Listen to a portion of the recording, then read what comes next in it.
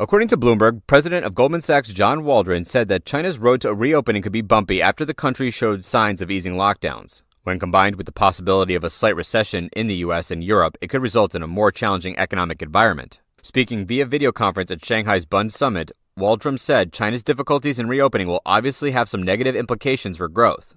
The comments highlight how global banks are evaluating the effects of China's decision to abandon its zero-COVID policy, along with the impact of geopolitical unrest and a decline in deal-making. The news outlet reported that the global banks are reducing China-focused investment bankers as they question whether the country will ever become the favorable destination as once forecast. Waldron's comments come after the Chinese regime has relaxed COVID restrictions as it seems to move away from the zero-COVID strategy. China lifted lockdowns as its capital, Beijing, is easing some pandemic rules starting December 6th. As state-backed China Daily reported, people have been allowed to enter public areas without a valid negative test result, but health code scanning remains a hurdle. Applicable areas include parks, supermarkets, offices, and airports. But negative test results are required for indoor areas such as cafes, bars, karaoke rooms, schools, and kindergartens.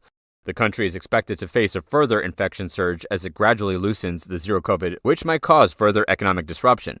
Beijing's controversial zero-COVID policy has caused a tremendous impact on the economy, affecting people's daily lives and other social problems.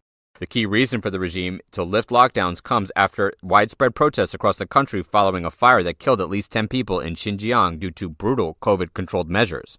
Most international financial institutions have adjusted their forecast for China's 2022 economic growth rate to around 3%, well below the official target of 5.5%.